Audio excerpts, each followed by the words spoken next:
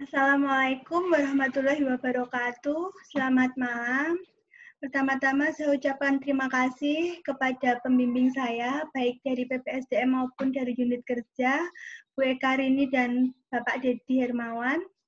Kemudian saya juga mengucapkan terima kasih kepada penguji saya, yaitu Bapak Subangkit Mulyono, yang akan menguji dan memberikan masukan terhadap laporan aktualisasi.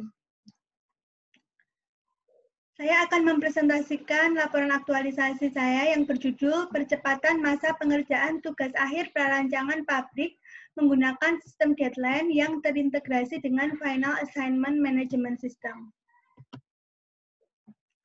Latar belakang dari saya memilih isu ini adalah, yang pertama adalah akreditasi Prodi S1 Teknik Kimia belum meraih A. Banyak faktor yang mempengaruhi akreditasi program studi. Salah satunya adalah lamanya rata-rata masa studi yang ditempuh oleh mahasiswa. Sementara kurikulum yang ditawarkan adalah 8 semester. Hal ini menyebabkan minat mahasiswa yang akan masuk itu menjadi sedikit. Mempengaruhi akreditasi jurusan karena merupakan salah satu indikator penilaian.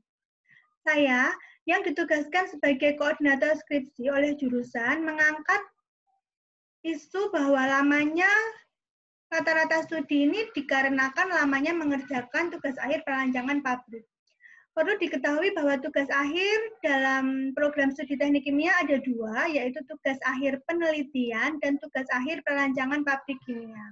Di sini saya membahas tentang tugas akhir yang perancangan pabrik kimia, di mana pada sampai saat ini penyelesaiannya itu lebih dari 1 semester. Sebagian besar melebihi 1 semester. Bahkan ada mahasiswa 2013 masih banyak yang sampai saat ini masih belum lulus dan diharuskan konsultasi online. Ini sangat menyusahkan dosen pembimbing maupun mahasiswa sendiri untuk mengikuti. Tujuan dan manfaat dari aktualisasi adalah mengaplikasikan nilai-nilai dasar ASN, yaitu aneka, akuntabilitas, nasionalisme, etika publik, komitmen mutu, dan anti korupsi. Dan juga tujuannya adalah menganalisa dampak apabila kegiatan ini tidak dilakukan dengan mengaplikasikan aneka tadi. Kemudian manfaat untuk Prodi S1 Teknik Kimia sendiri khususnya adalah untuk mempercepat masa studi mahasiswa di program studi S1 Teknik Kimia. Isunya tadi adalah lamanya pengerjaan tugas akhir perancangan pabrik. Dari hasil analisa, dari hasil pemikiran dan pengembangan gagasan isu, maka pemecahannya adalah menggunakan sistem deadline yang nanti akan terintegrasi dengan Final Assignment Management System.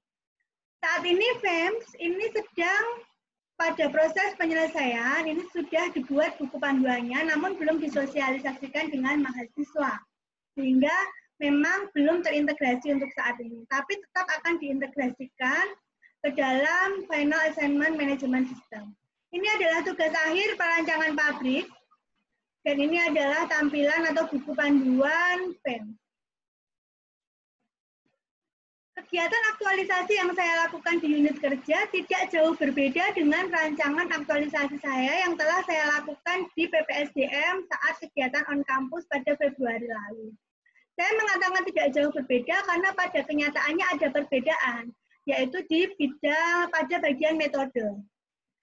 Rapat koordinasi tetap sama dengan jurusan dan pihak terkait. Ada ketua jurusan, ketua prodi, dan dosen pengampu mata kuliah perancangan pabrik kimia. Mengatur batas waktu ini saya lakukan dengan ketua prodi, koordinator prodi. Yang ketiga, memberikan dosen pembimbing tugas akhir lebih awal, di mana mahasiswa belum menempuh skripsi, namun mereka sudah memiliki hak untuk memperoleh pembimbing. Sehingga pada saat perkuliahan perancangan pabrik, mereka sudah bisa menyusun proposal. Yang keempat ini yang strateginya, saya mengupdate judul skripsi, ini memerlukan waktu lama. 1 bulan kiranya saya menyelesaikan ini. Saya menyusun atau mengelis daftar-daftar yang sedang dikerjakan oleh mahasiswa selama 2 tahun. Dipilih 2 tahun ini adalah mungkin saja selama 2 tahun ada mahasiswa yang belum menyelesaikan skripsi karena memang masanya panjang.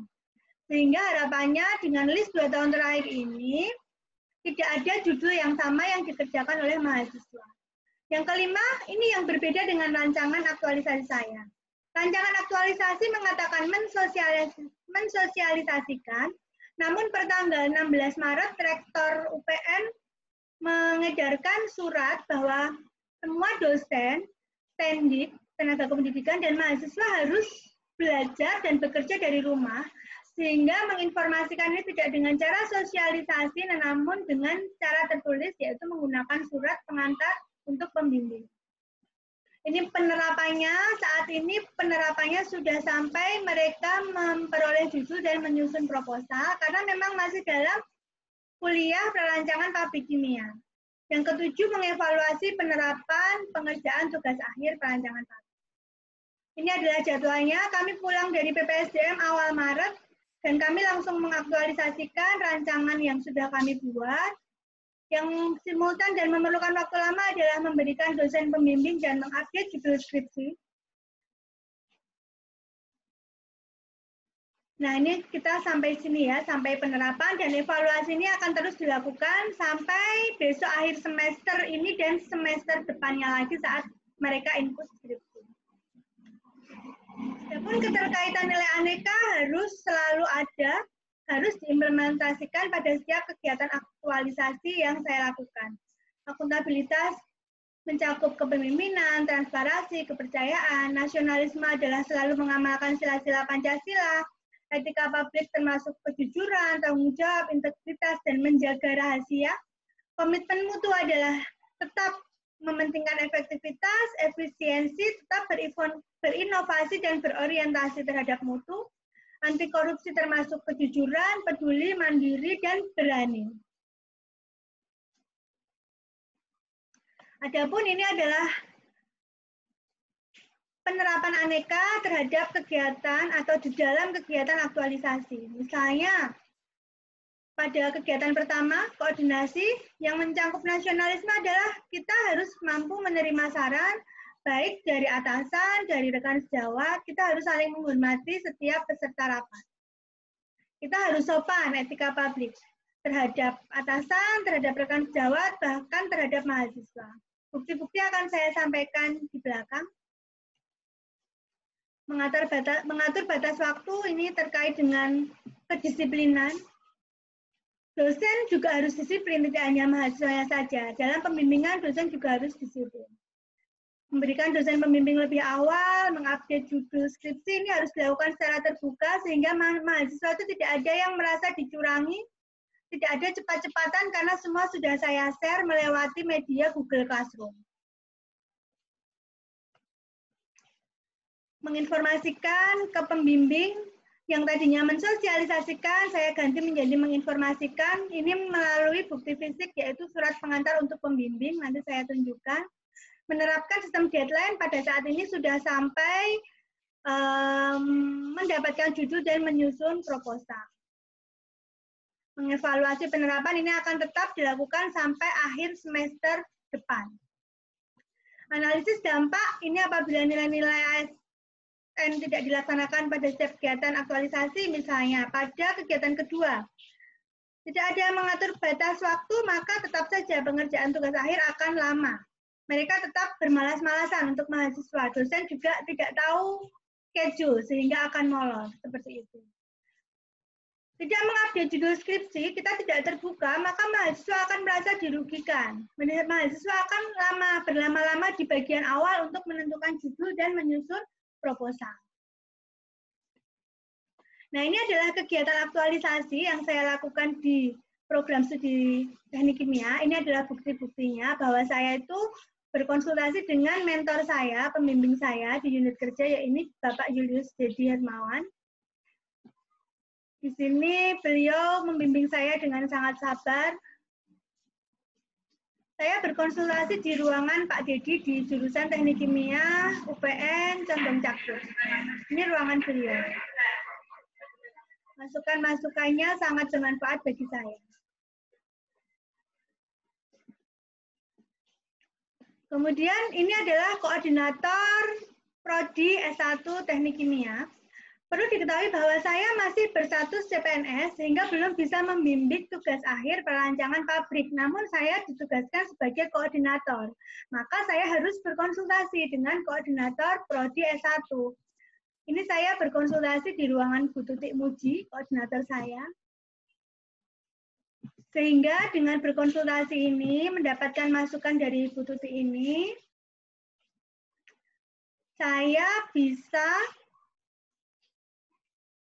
menjadwalkan atau membuat deadline dari setiap tahapan prarancangan pabrik kimia.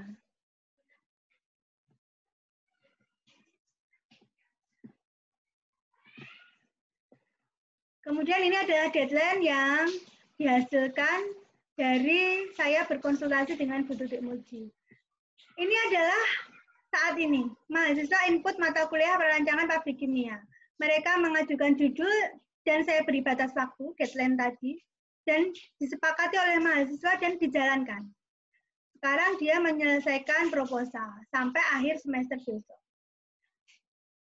Dan ini pada saat nanti mereka input skripsi akan diselesaikan benar-benar dalam waktu 6 bulan. Ini adalah tahapan penyusunan tugas akhir perancangan pabrik. Nah, mahasiswa yang input PPK ada sekitar 34 anak, ada yang hanya mengulang, ada yang input baru, di mana saya harus memberikan pembimbing, maka mahasiswa harus daftar ulang siapa saja yang benar-benar baru. Per 16 Maret saya harus bekerja dari rumah, mahasiswa juga harus tinggal di rumah, maka paling mudah media yang saya gunakan untuk menghubungi mereka adalah dengan WhatsApp group, di mana saya memegang koordinator kelasnya, siapa gitu ya, ini namanya Rashid. Saya bisa tahu nama kelompok mahasiswa bahwa tugas akhir perancangan pabrik ini dilakukan oleh 2 orang mahasiswa dan dibimbing oleh 2 dosen pembimbing. Ini pembagian dosen pembimbing saya lakukan di awal pada saat mereka menemui PPK. Dosen pembimbing ini saya share di dalam Google Classroom. Kemudian ini saya membuat list judul. Selama 2 tahun terakhir ini yang memakan waktu sebulan lamanya karena saya harus mengelis judul-judul yang sedang dikerjakan oleh mahasiswa. Ini sangat membantu mahasiswa yang sedang input karena tadinya dia tidak tahu mana judul yang tidak boleh diambil. Dia harus ke koordinator skripsi untuk menanyakan judul ini boleh atau tidak. Jika tidak boleh, dia harus mencari lagi. Namun dengan saya sudah membuat list ini, mereka tinggal mencari judul yang tidak ada di sini dan menemui dosen pembimbing sehingga langsung mendapat persetujuan. Daftar judul itu saya unggah di dalam Google Classroom skripsi saya. Kemudian ini adalah cara saya mengkomunikasikan atau menginformasikan sistem deadline ini kepada pembimbing dan kepada mahasiswa dengan surat pengantar ke pembimbing.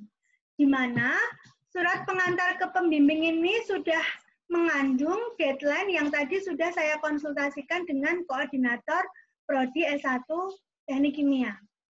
Ini adalah suratnya. Ini surat ini sudah dikembalikan oleh mahasiswa, di mana di dalam surat ini sudah mencangkup deadline dan diketahui oleh koordinator Prodi.